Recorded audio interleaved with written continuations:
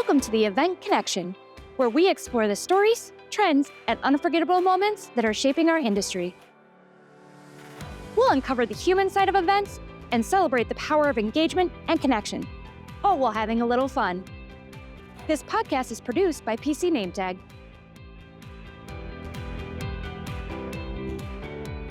Hello and welcome to the Event Connection. So I'm just going to jump right into it because we're going to do something really fun today. As you can tell, we have more people than usual here. You might recognize a couple of the faces.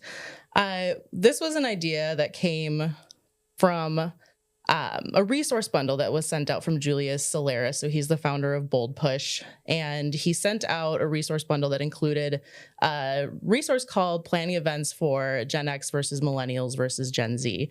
And it's kind of how different expectations that different generations have of your event, whether it's the registration process, how long the sessions are, what the food situation is, like all those different aspects of your event. And today we thought it'd be fun to bring on someone who is a Gen Z, a Gen X, and a Millennial and see what they have to say and find out if this is accurate and how much the generations really differ and what their expectations are. So I'm just going to have you guys introduce yourselves quick. So we're here with 3 different members of the PC Nametag team.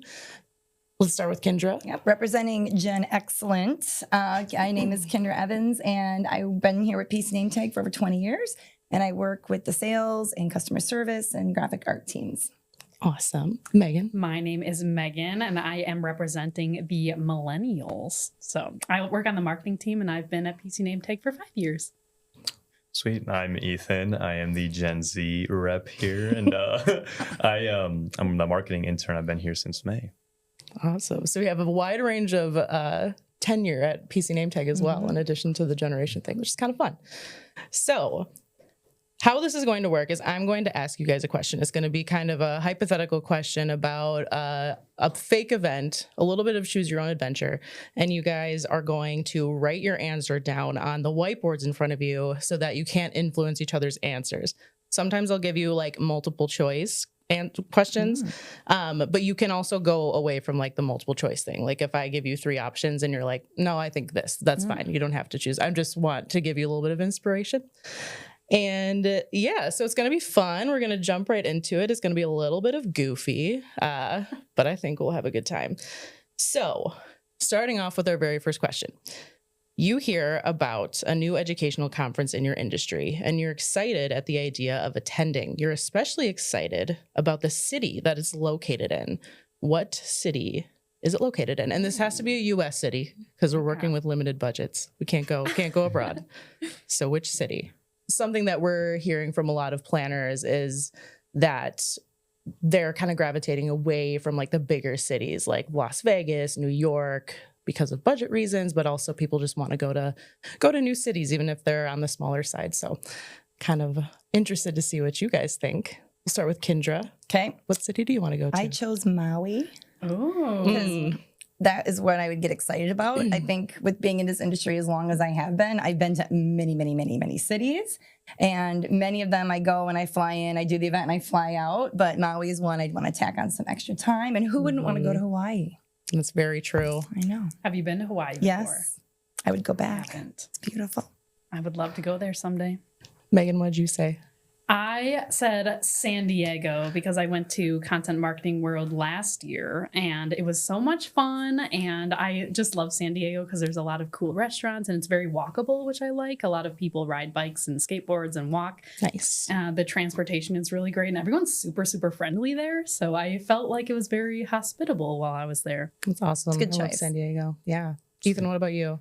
I went for something a little different. I chose Chicago. That is the last place in the world I would like. The Okay. last city ever. You got to hear me out because Ever. like, we're in the Midwest, so I don't have to like fly out to San Diego or Maui. I'm working on a budget here. I'm a college student, so I'd prefer to just drive into Chicago. And I'm a Chicago But the sports company's fan. paying. Would your answer be the same? No, probably not. Probably change it up a bit. That's true. But if we're working on my own budget, then I think I'll stick with There's Chicago. the bus system down there too, which The is train. kind of Actually, nice. I went down for the marathon this last weekend. I took the train for the first time. Very easy. Yeah. So I do agree with that, but still, Yeah, we're in Madison, Wisconsin, so yeah, Chicago's like Chicago's a good. pretty close. You know, Hour and a half, 2 hour underrated for drive. events. I think that could be really fun. That's true, and it's very centrally located, easy Yeah. for kind of anyone to get to. So we're Chicago fans for sure, and you like the Bulls, so Yeah, I'm a big Chicago sports Yeah. fan. So. Next question: you're excited about this conference, and you decide to sign up. How far in advance do you sign up? Do you sign up maybe a year ahead of time, a couple months ahead of time? Are you like day before you sign up? Another thing that we're hearing from a lot of planners is that people are a lot more last minute to sign up for events than they used to be. Kind of like it seemed like it changed with COVID. So curious, because I think this does kind of depend on your generation when you might sign up. So let's start with Meaghan this time. What do the millennials say? I went with 1 month beforehand Okay. because I feel like then I know my schedule and I can make sure that the budget is secure, but it's still enough time for me to prepare to make sure that I'm ready to go. For sure. I feel like it also depends if it's an in-person event or a virtual event. That's true. I feel like if it's virtual, I tend to sign up a little closer to the event. That's a good point. But yeah, if it's in person, I want to make sure that I get a ticket. And sometimes it's nice to make sure you sign up ahead of time to get those early bird discounts. That's true. Those are good. What about you, Ethan? I set a couple of weeks ahead. Okay. I'm just working on like a busy schedule, so I don't always know if I can like yesterday I was at the dentist and they're like 6 months ahead. I get a dentist appointment. That's not an event, but I'm just thinking like I have no idea what I'm doing in 6 months. I don't even know what I'm doing in a month. That's fair. So for me, it's like a couple of weeks ahead probably We're would be last minute. best. Totally Yeah, very fair. Last minute. What about you, Kindra? I don't understand you guys. I did 6 months because I am a planner, first and foremost, type A planner. I know what's on my schedule because I'm busy planning all my vacations. I'm planning my work trips. I'm planning everything out minimum 6 months. The other part of it is living in this industry as long as I have. My heart goes out to event planners who don't get names of people until 2 weeks before, and then it screws up their attendees and their food and beverage and everything. So you're part of the problem of what event planners are having now. If I can communicate to these other generations, plan ahead, help out our planners. They need to know. That's fair. That's fair. That's fair. And that does definitely align with what is in here that, you know, Gen Z is more like YOLO, do I have time for it? You know, whereas millennials are like, yeah, last minute, and Gen X are more planners. So that's funny that you guys like exactly lined up with Stereotypical, that. I guess. We'll see. So now you're at the conference. It's day one and you're running late because you woke up late, you're feeling tired. You want caffeine, but what do? Do you go without because you're already running late? Do you hope that you find free coffee maybe at the convention center, or do you stop to get coffee anyway? Who cares if you're late? Meaghan, we'll start with you again since it looks like you're ready to go. I'm going to get so judged for this. If the hotel has a cafe in it, I'm probably going to stop at Why would you get judged for that? That's It's so sufficient. convenient. Yeah. It is Although convenient. I do tend to like to support local coffee shops. So if there is a coffee shop kind of close to the venue that I can walk to and support local, I would do that. Awesome. Ethan, what about you? I just was thinking the conference better have some free coffee for me. I feel like most do. Yeah, that's so Yeah. if it's like an odd chance that it doesn't, I'd be very disappointed. But Yeah. um Are you like concerned about the quality of the conference center coffee or like if whatever? anything, like I'll drink anything. Yeah, I can that's- get, like any Very easy to caffeine. please. Yeah. That's exactly how I feel. I can't tell the difference between good coffee and bad coffee. What about you, Kindra? First and foremost, I don't run late. This wouldn't happen unless it's something completely out of my control, like the flight didn't land or something. So this is really a non-issue for me. But if this were an act of God, then I would just go without the coffee because I have to be on time. Got I it. will say, I feel like conference coffee now, I feel like it's being more inclusive and more of an experience. Yeah. Like I'm seeing like oat milk and I agree. almond They milk. should have coffee at every conference, So I or will somebody's not say paying attention. I'm more Yeah. likely to get the free Yeah. coffee there. Yeah, because that's there's true. so many different options. That's very That's true. a good point. Okay, something a little bit more near and dear to our own hearts since we work, badging, event registration. You get to the conference and now there's another hang up. There's a 15-minute wait to pick up your badge. How annoyed are you? Are you kind of like, whatever, 15 minutes is no big deal? Are you kind of annoyed, or are you really frustrated that you even have to wait at all? Again, this is something that we struggle with, or we know a lot of our customers struggle with, is how do you do badging? How do you make sure people get through the line really quick, make it a good experience? Ethan, are you ready? Me? Oh, okay. So Yeah. I just said not so annoyed. Like 15-minute wait would be really nice, to be honest. Yeah. Like I could sit in a line and like I'm Drink already your coffee, late. So yeah. I'm just drink my coffee, like hang out, probably scroll like a Instagram reel. For or sure. something. Like For sure. I don't think I would mind all too much. But. Awesome. I like that. Kindra. I wrote super annoyed. So especially if they sent me to Chicago and I didn't get my coffee and now I'm standing in line for 15 minutes, we got problems. Like now I made really bad life choices to come to this conference. That's fair. You know, I expect to come up, get my badge, and keep rolling. Okay. That's fair enough. Megan, what about you? I wrote whatevs, which is very millennial of me. I feel like, though, as both of you were chatting, though, I feel like 15 minutes is kind of the cutoff for me. Because if there's like a 20-minute, 30-minute, okay, now I'm starting to get a little annoyed. Yeah. 15 minutes just sitting is a long time. Yeah. Although That's it's true. kind of like a sneaky time to network with some people. I know it's kind of unintended. That's a good Event point. planners don't do that. But Yeah. if it does happen, it's okay. So do you, Kindra, what is your preference? Like, because sometimes you can pick up your badge the day before, which kind of alleviates that, or maybe they send out the badges or do room drops. Is there like, do you have a preference for how? Most of the ones I attend are the day before. Like you can Yeah. fly in and they just have registration hours that are open, and that's really convenient. And I think it's a nice way to like divide people. They're not all hitting at one time. Like if you know you've got your general sessions at 9 a.m., well, yeah, it's going to be chaos there. Right. So I will purposely go get to registration, get my badge the night before. Plus, it's nice to know where I'm going, especially if I'm walking from my hotel or wherever it is that I Yeah. know kind of the route for my next day in planning. So I am always a night before picker-upper, get my schedule, plan my sessions. Again, planner, I get it organized. I'm not just like thinking about it in my 15-minute line. I would I was agree with excited you. about I was this gonna event. say I would Yeah. prefer that too. I'm like Yeah. one of those guys who lays the outfit out in the morning or Yeah. before like Yeah. you wake up. So I think having the Yeah. like registration stuff beforehand would be Yeah, I'm it's also super convenient. nice. I'm an anxious girly too. Like if I can have my badge already, it's like, okay, Yeah. I can just go to the venue. You just want to Yeah. start your day and go have Yeah. fun and not worry about it. Yeah. And like you said, I think going to see, do I know where the convention center is? Because most of them are in cities that you maybe haven't been to before. So making sure you can find your way there and back is kind of nice to do the day before. Yeah. You finally get into the event, you get your badge, and it feels like just the right number of attendees there. How many attendees are there? Are we talking a conference or any event? Let's say a conference, an educational conference that you're going to. Kindra, let's start with you. Oh, I'm just second guessing my answer now. Oh my I did goodness. approximately 500. But I don't really know I'm basing it. So my favorite educational events I've ever done felt really small and they felt intimate, and where as I'm going through the conference, like people I met maybe in line waiting for the badge or whatever, I kept seeing them. And so you kept reinforcing that relationship, or even when I see them in the lobby on the way out after the event, like, oh, and then you remember the conversation. So I like that intimacy. But I find that the educational content is better when there's a few more attendees. There's a little more money flowing in. They're getting better speakers, maybe better food offerings, things like that. Like a little less budgety, maybe. I know it's stretching. It's based on the event. So that's why I wrote 500. But really, it's about the ability to make good conversations with people and to engage.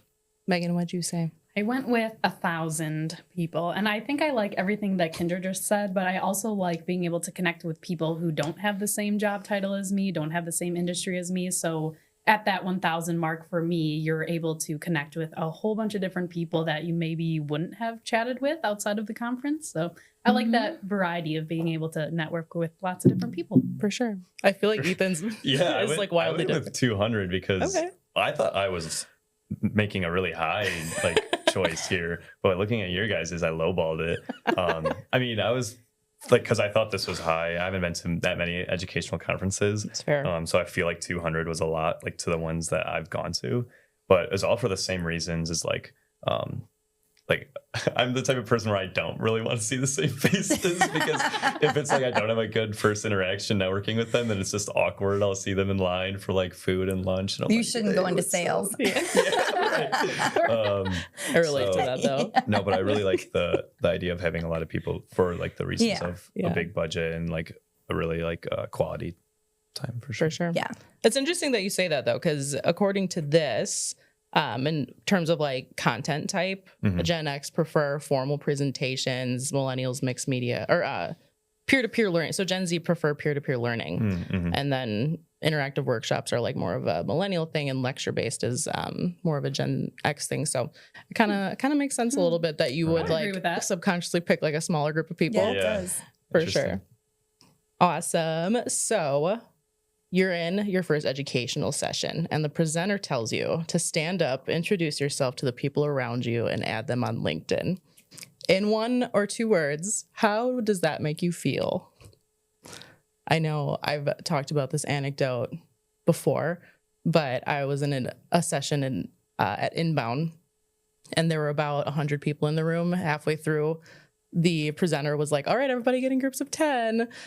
We're going to do a group activity. And seriously, at least half the people booked it out of the room as fast as they Yeah. could. We're So, not doing that. yeah, very, very interested to see what you guys say. Megan, let's start with you. I said, fine. Yeah. It's like, I will do it, but sometimes I feel like, as far as people in my generation, sometimes it's nice to have like a little bit more direction to it. Like, hey, find 5 people around you, go into a little group, and maybe go around and introduce the person next to you. I think that kind of takes a little bit of pressure off of it while still getting the introductions done. Right. Like a little bit more gamified kind Yeah. of, or like maybe they give you a prompt question to ask someone around you or something. I get that for sure. Ethan, what about you? I said thankful because, like you were saying, giving some direction. Like I feel like our generation, like Generation Z, is really bad at approaching people because we're always like glued to our phone and stuff. And like being in social settings is like, we're all kind of doing our own thing and don't like to be bothered. So I think that like having some direction to be like, get up and talk to somebody would be like really helpful, because I don't know how much like stomach I have to do that without it. So I'd appreciate it personally. I like that. Yeah, I get that actually. Yeah. Like if I don't get told to do it, I'm probably just not going to interact with anyone. And then that's kind of a bummer. What about you, Kindra? I'm with Megan. I wrote grumpy. Makes me feel grumpy because, first of all, I come to the session, like you said, my generation wants the presentation. I'm like, oh, I have to engage people first thing in the morning. It's just too much. And then to throw social media at me seems like a lot right off the bat. I got to warm up to that in my day. And who knows, maybe I don't like the person who's next to me, or I have nothing in common. Like, why would I want to connect with you on LinkedIn? We're never going to talk. It's like none of my content is relative to you, or relevant. So I'm grumpy about this. I don't like it. Plus, you haven't had your coffee. And I haven't had my coffee. And you're That's late. true. That's true. Today's So it's just just been a going really bad badly. day in this scenario. And you were late, and it wasn't your fault. I know. We know it And I'm wasn't a your fault. positive person. This isn't going well for me. Yeah, I get it. Well, the good news is that the event announces a surprise morning snack of coffee cake and blueberry muffins. How do you prefer that this gets communicated to you? Do you prefer maybe an email from the event, a push notification through some sort of event-based app, or a social media post? Anything specific that would get you to recognize it and act quickly and accordingly?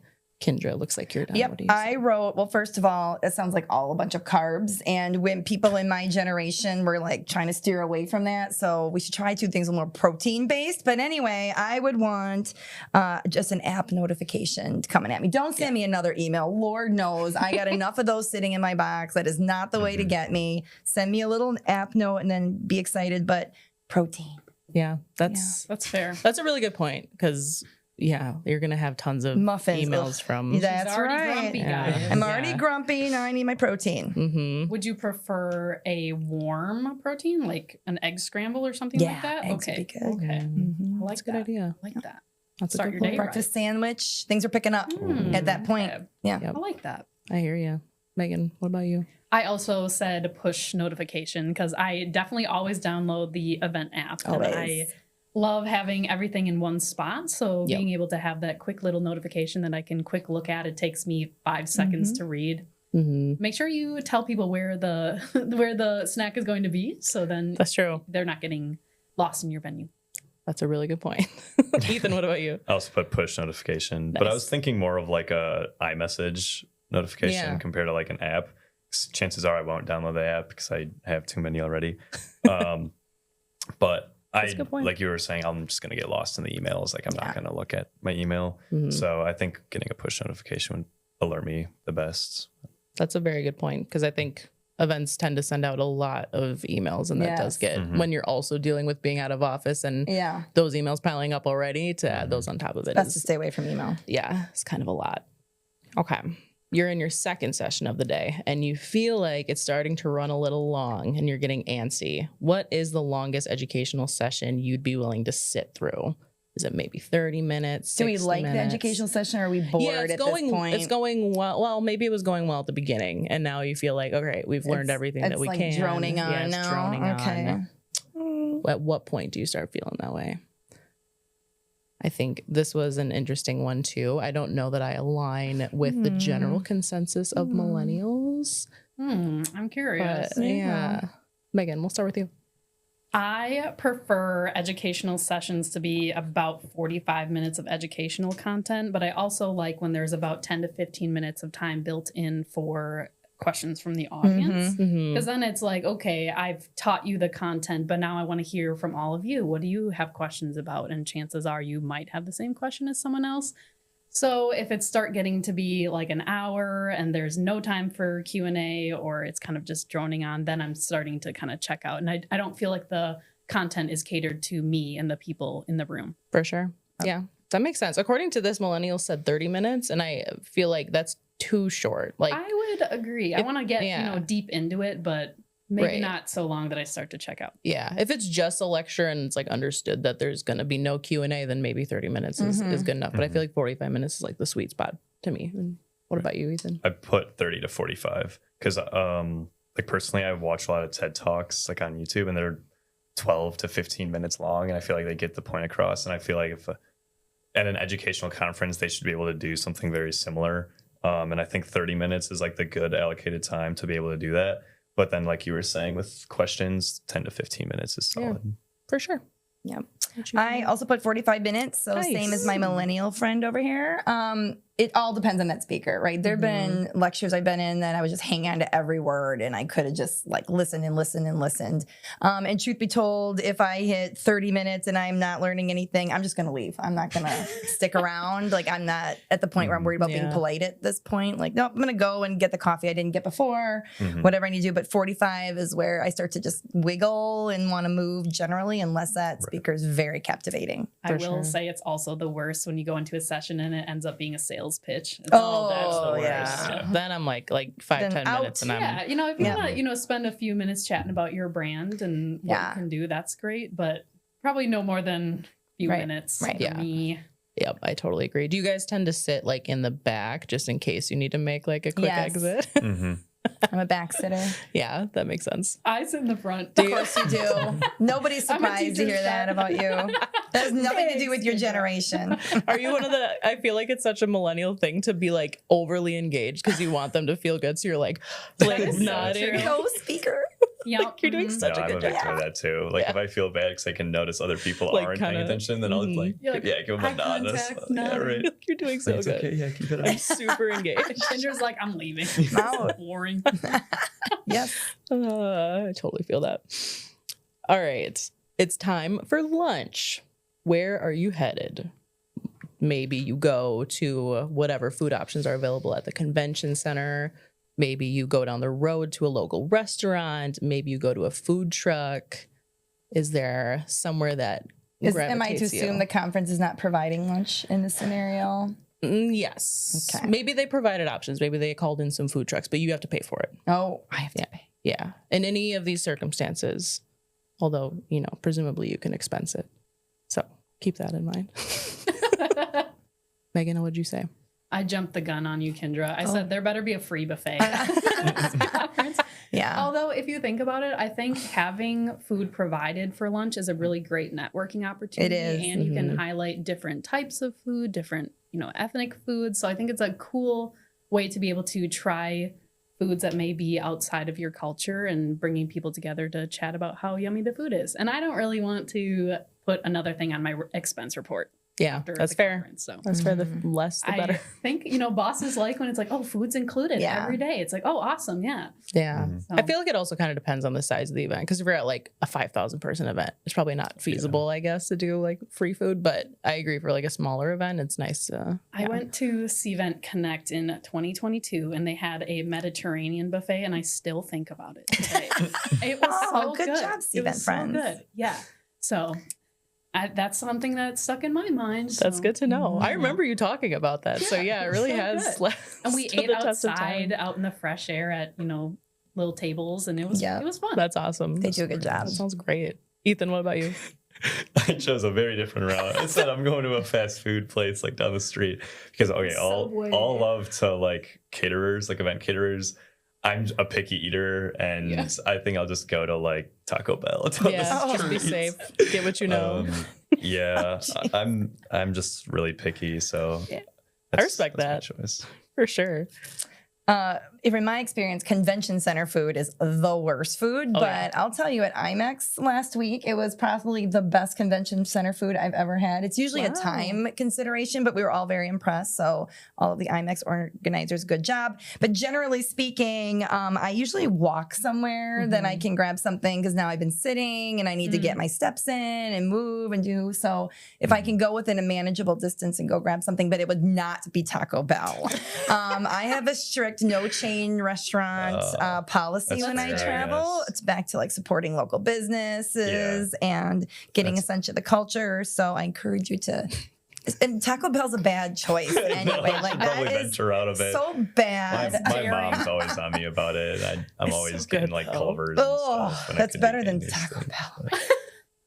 I respect it. I love Taco Bell, but I As a sober person too. well, that's a good point.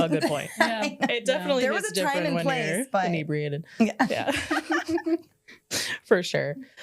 But that's okay. I agree with you though. I think walking to like a nearby local restaurant would be my ideal scenario too, if you have the time for it and if it's nice out and all that, for sure.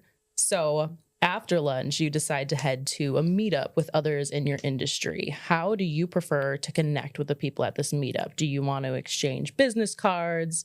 Do you kind of hope that there's some kind of way in the event app that you can like match up with people? Maybe you just want to add them on LinkedIn, anything like that. Is this meetup like already scheduled? I know the people I'm getting together with. It's just how we're. Let's say you don't know them, but you know that they're like in your specific niche. Like maybe they have similar titles. Like it's a meetup of sales directors. Okay. We'll start with you. All right.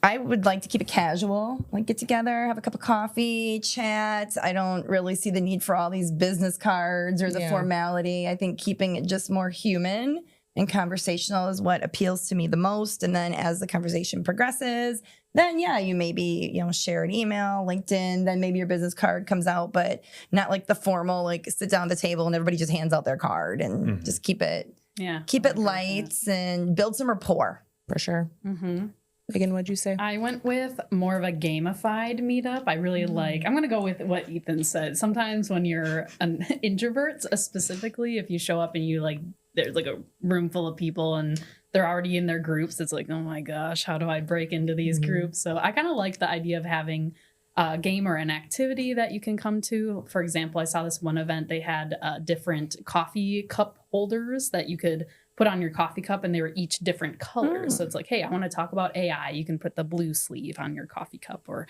I want to talk about marketing, or whatever your event is about. You can have different topics. Cute idea. So I thought that was kind of cute. For sure. Ethan, what about you? I think I misinterpreted the question because I just said LinkedIn or phone number. That's but fair. I think a combination of the two would be really nice because I like the idea of having a gamified meetup because you can cooperate with the person and kind of get to know them on a I like teamwork level. For I sure. feel like that really builds a connection, but also getting to know them personally can show a lot about whether you actually connect with them and can see yourself getting to know them professionally.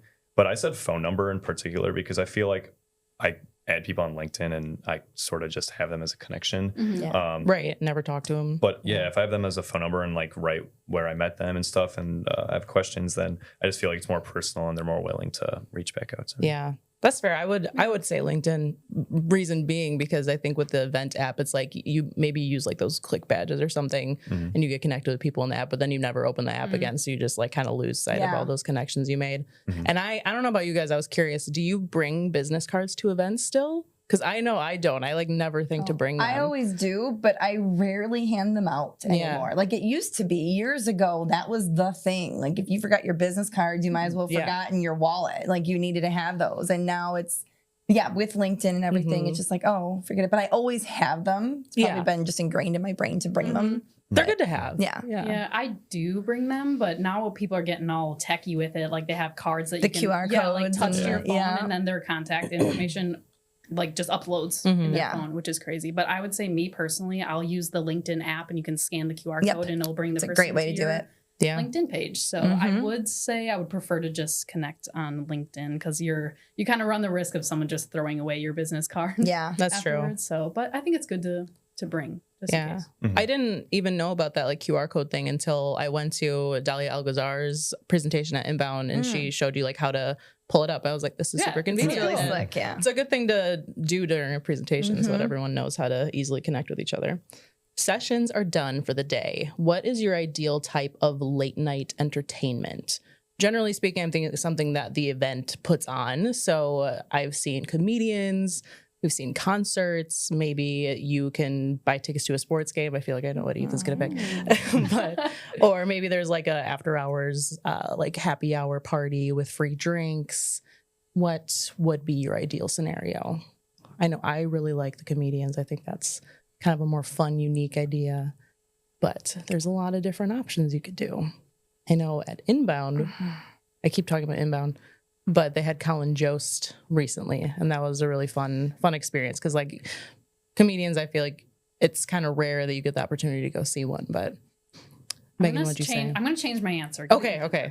I'll start with someone else then. I like all those options. Like they all sound really good to me. Like the comedy, music. Again, I've had such a blessing in this career that I've seen it all. I've been to it all, and I get excited. Like we went to a BMX bike racing track one night for a reception. And of course, there's always food, and then there's drinks and comedy. Like all of that's great. The only thing I don't like is like the dance club. Like you go to Dre's and it's super loud. You can't hear anybody, and that might be my age, but like I can't even hear the person who's 2 feet from me. That kind of then I get a little more disengaged from it. But no matter what I do, drinks.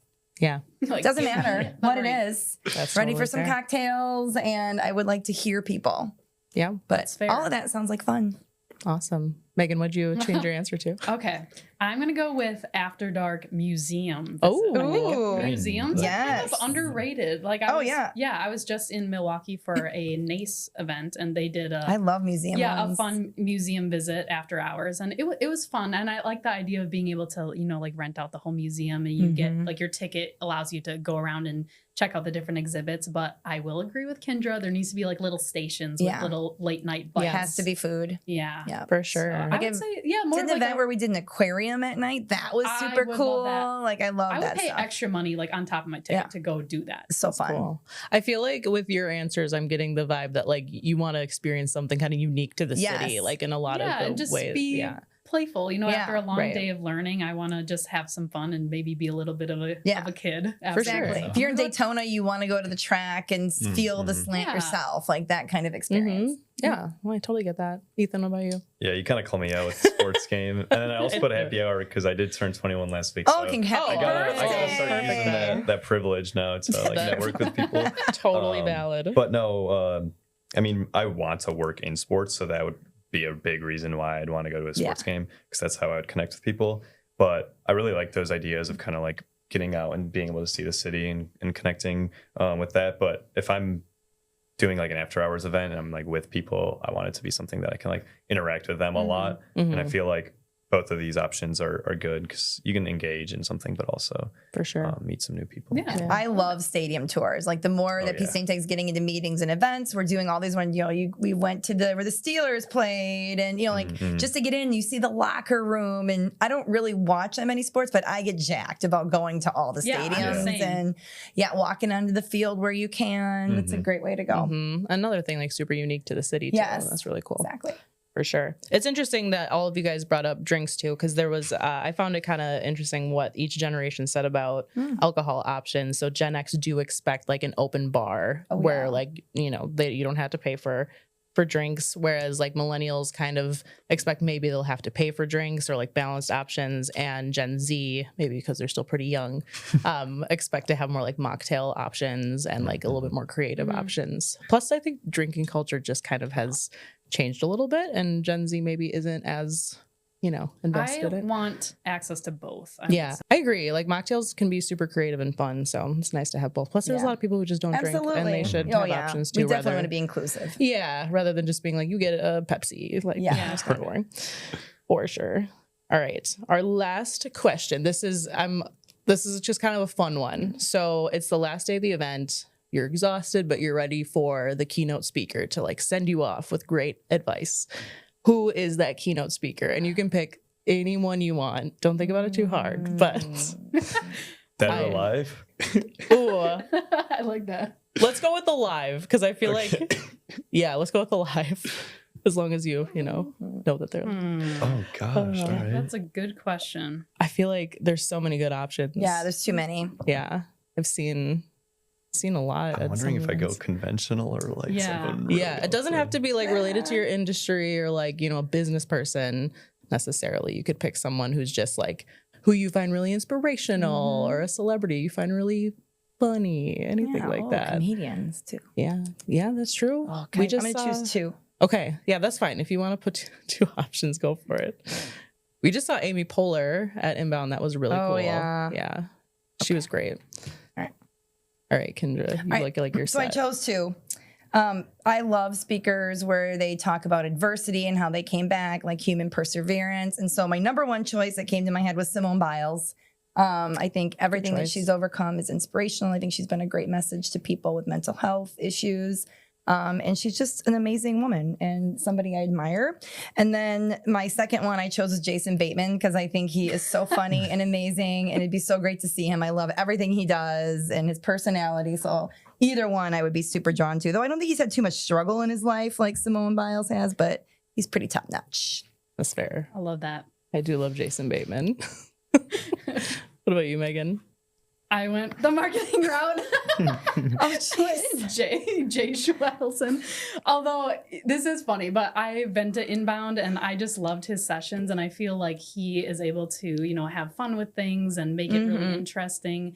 And so if I was going to a marketing conference, I would want him to be the person to send us off with some good vibes. For sure. That's so funny. You can pick anyone in the world. No, and you're I'm like, a Jay Schwedelson stan. Number one fan. Honestly, like I get it. Yeah. If you get it, you get it. Yeah. For sure. You could pick like Barack Obama and you're like, no. Yeah. Jay. It's gonna be Jay.